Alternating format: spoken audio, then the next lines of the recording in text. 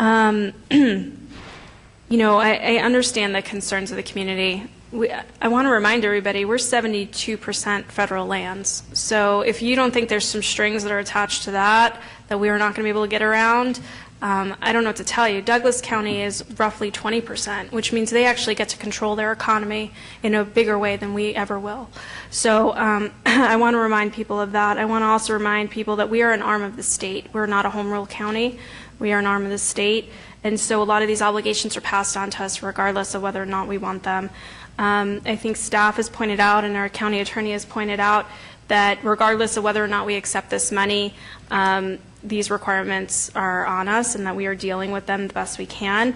I'm very compelled by the fact that none of these requirements can force us to change our current zoning laws or any of our land development code.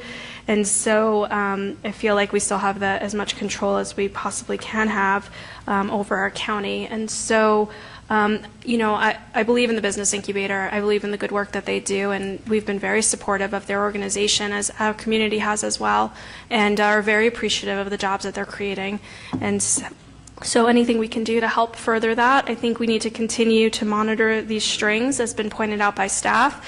And, you know, in 2020, this may be a different conversation, but at this point, I'm not willing to turn away that money. So, County Commissioner McGinnis. Along your remarks, I completely agree with that, and I hope that we all understand that when we're talking about these fingerprints of the federal government, it's all over the place.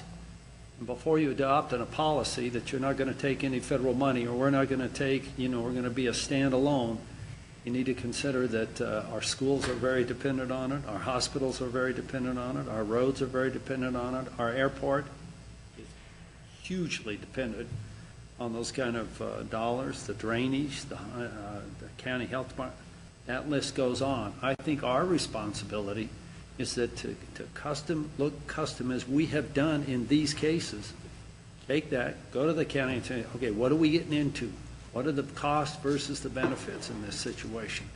That's what, and I think it's even going to become more of a burden of future elected officials and the bureaucracies underneath them to scrutinize just what those implications are. But I hope up front we don't don't come to the conclusion we're not going to cooperate with the federal government, we're not going to take any federal dollars because watch out what you ask for. We need to weigh that. And furthermore, this fight, we're 3 county commissioners. I have a lot of experience at the federal level.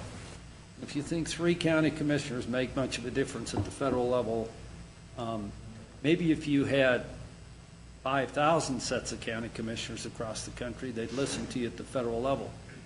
But, you know, we're not going to, I don't want us to be the sacrificial lamb thinking we're going to make much difference in Washington, D.C. We make 0 difference in Washington, D.C.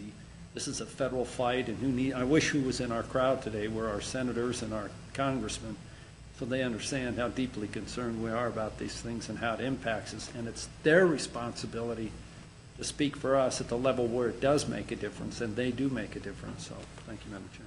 Thank you. Did you want to say something? You good? Probably our only avenue to even have any attempt would be through NACO. At best, it's probably a 5-year process or 10-year process to get any relief whatsoever. Okay, with that, I would entertain a motion. So moved. Okay, Second. to approve this item. Okay, there's a motion and a second. All in favor say aye. Aye. Motion passes.